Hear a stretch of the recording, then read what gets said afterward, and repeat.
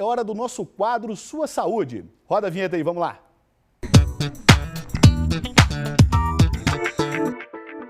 Hoje a gente fala sobre a doação de sangue, gente. Nesta época, por causa das férias escolares e festas de fim de ano, o número de doadores tem uma queda. Os tipos negativos estão, em média, 20% abaixo do ideal. Nosso convidado é o analista da assessoria de captação da Fundação Hemominas, Tiago Sandô. Tiago, bom dia, bem-vindo, querido. Bom dia, obrigado. É muito importante a gente estar aqui para poder falar de algo que é tão importante quanto a doação voluntária de sangue. O ideal seria doar o ano inteiro, mas nessa época do ano fica crítico, né, Tiago? Exatamente. A gente enfrenta ao longo do ano alguns períodos que a gente chama de sazonalidade. Ora, há um aumento ali da demanda por sangue. Em outras ocasiões, a gente tem uma queda importante no comparecimento de doadores de sangue. E no fim do ano, em específico, né, por conta aí das férias escolares, as pessoas, elas viajam, né, elas estão mais preocupadas aí com as festividades do fim do ano. Então, elas acabam não comparecendo às unidades de Hemominas para doar sangue e os estoques, consequentemente, ficam bem abaixo do ideal. É isso. A gente começa, então, com a pergunta do Maxwell. Vamos lá. Eu sou o Maxwell, eu sou do bairro Bom Retiro, Betim. Eu queria saber quem pode doar sangue. É uma pergunta básica, né? Mas muito interessante e muito importante, porque a gente às vezes pensa que as pessoas sabem, né, quais são as principais condições ali para doar, mas às vezes elas não sabem. Então é muito importante a gente reforçar para doar sangue. Primeiramente, a pessoa precisa estar em boas condições de saúde, né? Ela precisa pesar mais de 50 quilos, ter entre 16 e 69 anos de idade. E a gente lembra que ela tem que estar bem hidratada. Aquelas pessoas que tiverem feito tatuagem ou piercing, elas precisam aguardar um período de 6 meses para doar.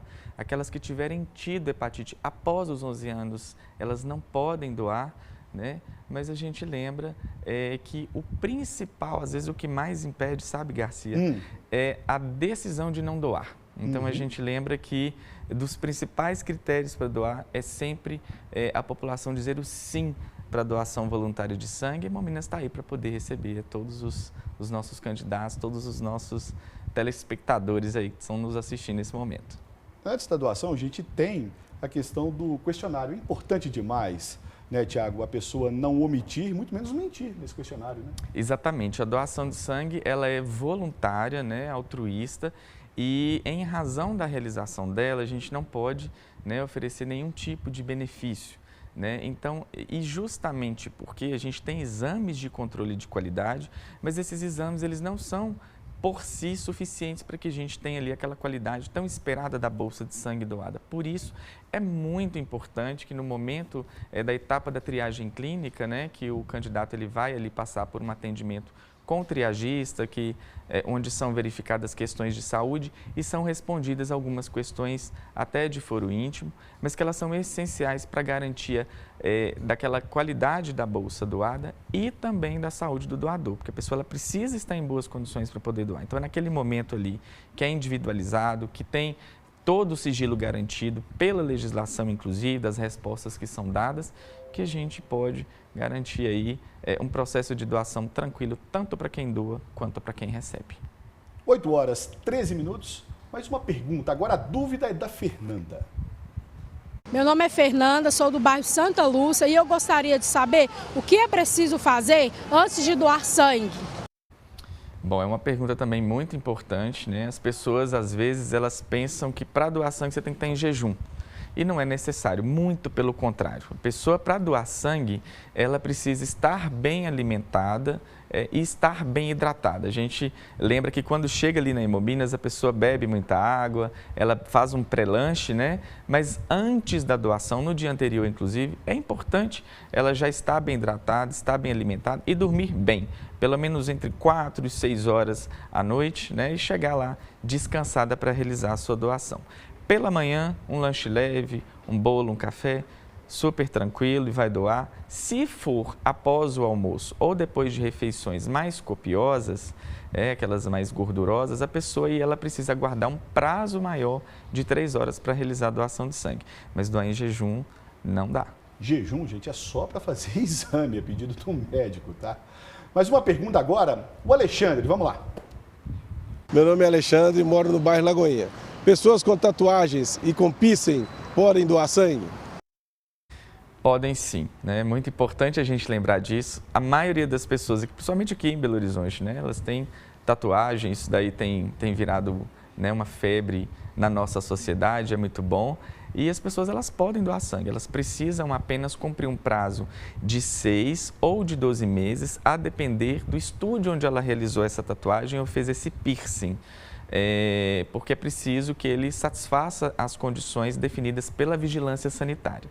Então, tendo condições de se avaliar isso, 6 meses. Não tendo a condição ou o candidato tendo essa dúvida, um período de 12 meses. A gente só lembra que no caso de piercing em região como mucosa, aí é preciso aguardar um prazo um pouco maior, de 12 meses depois da retirada do piercing.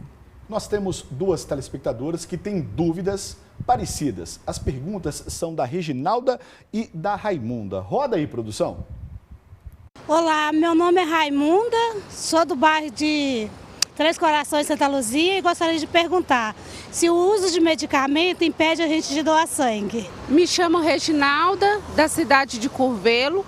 Gostaria de saber se pessoa que toma remédio controlado pode doar sangue?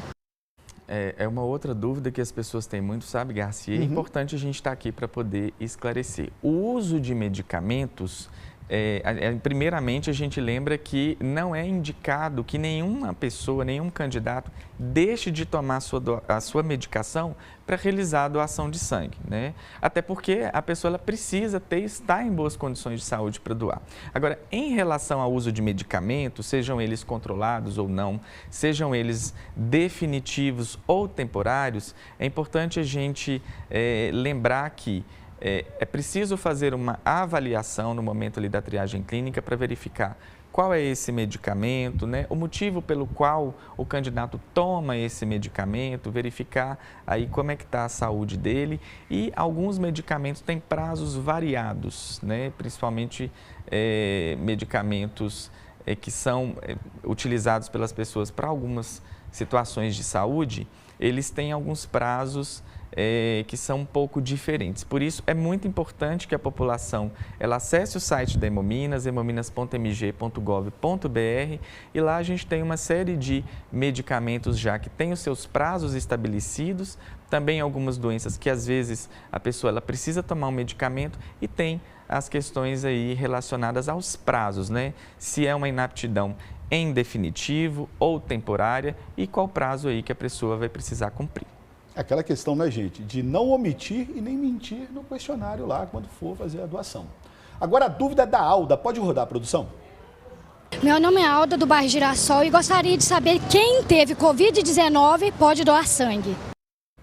Outra pergunta muito importante, né? A gente tem agradecido, são perguntas bem interessantes aí que tem trazido, que a gente pode aproveitar, né? Agradeço, inclusive, de estar aqui para poder esclarecer. Imagina. Bom, em relação a sintomas gripais, a gente falando aí de uma maneira geral, é preciso a pessoa, né, aguardar um prazo aí de 10 dias após o término desses sintomas para poder realizar a sua doação de sangue. Em relação à Covid-19, aquelas pessoas que testarem positivo e estão sintomáticas, elas precisam aguardar um período aí de 10 dias após o término dos sintomas para poder realizar a sua doação. Aquelas pessoas que testaram positivo e estão assintomáticas, elas precisam aguardar esse mesmo prazo, né, mas depois, né, os 10 dias depois do exame realizado.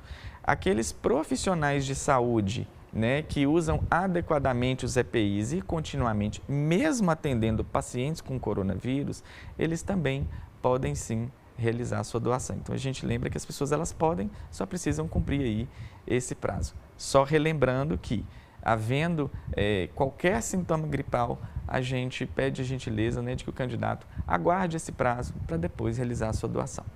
O Arley também tem uma pergunta para o Tiago Sandor, da assessoria de captação do Hemominas. Vamos lá. Sou o Arlen, moro no bairro Grande de Freitas e gostaria de saber quanto tempo leva o processo para a doação de sangue. Mais uma pergunta muito interessante. O processo de doação, ele leva em torno de 1h30, 1h40 mais ou menos. Por quê?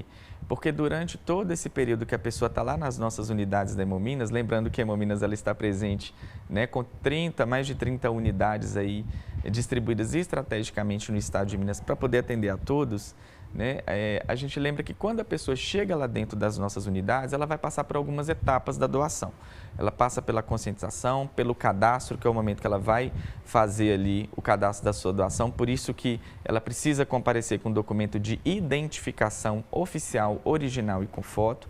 Depois ela passa para a triagem, né, que a gente já falou que é aquele momento ali do questionário, que é um atendimento individualizado, né, com total sigilo. Depois ela passa pela triagem hematológica, né, a pessoa ela precisa estar bem de saúde para poder doar sangue, passa pela pesagem, faz um pré-lanche, lava os braços, vai para a sala de coleta, realiza a coleta que dura em torno de entre 8 e 10 minutos, faz o pós-lanche e depois de 30 dias ela pode comparecer à unidade de Hemominas mais próxima para buscar seu resultado de exame, né? Então, a gente vê que é um processo que tem as etapas, pensando aí nesse atendimento de qualidade a quem solidariamente comparece ali nas nossas unidades para doar sangue.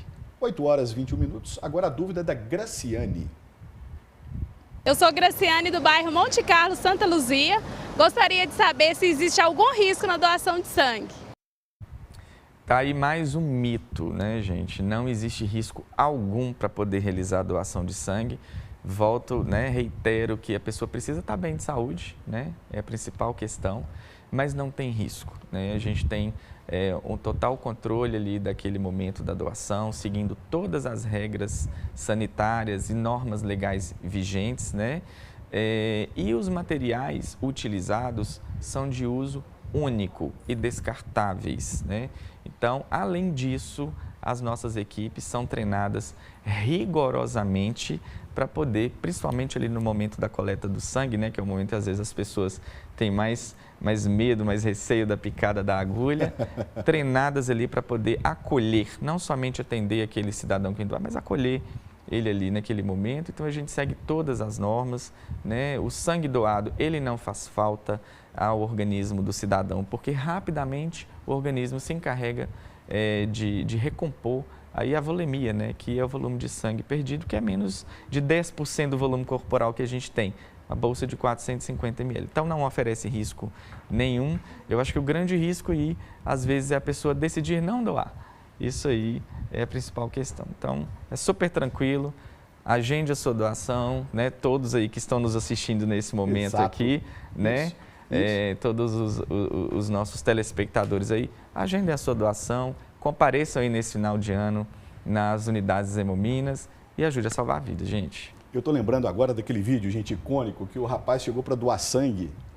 Esse vídeo rodou o mundo inteiro e falou assim, nossa, ele usou outra palavra. Olha o tamanho da agulha. Mas não dói, gente, não dói. Agora tem a pergunta da Claudineia, que é a última pergunta. Vamos lá. Bom dia, eu sou Claudineia, de Santa Luzia, bairro Monte Carlos, e gostaria de saber quais são os tipos sanguíneos que mais estão em falta. Era a pergunta que a gente esperava. A pergunta de 1 milhão. É a pergunta de 1 milhão. Então, a gente está com a queda, né, do nosso estoque importante nos grupos RH negativos, né?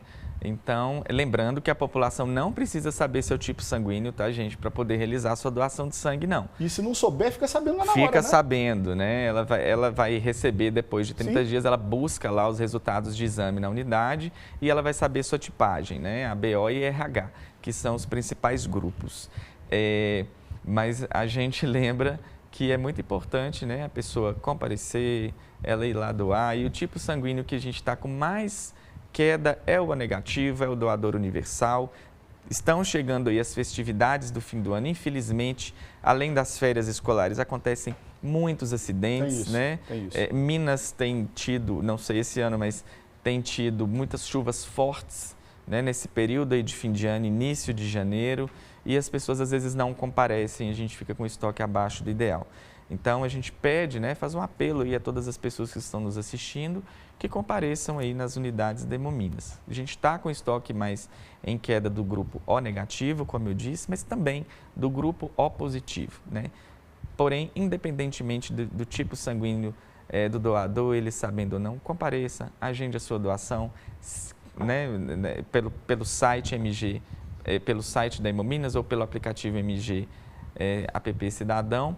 Mas o importante é comparecer, levar essa causa para frente. Quem não puder doar, né, conscientizar, sensibilizar, né, a família e os amigos para poder doar, porque a gente precisa, principalmente nesse período de fim de ano. Recebemos aqui no estúdio o Thiago Sandô, assessor de captação do Hemominas. Thiago, muito obrigado. Tá? Muito obrigado, a gente agradece o espaço e fica esperando aí os nossos doadores lá nas nossas unidades Hemominas.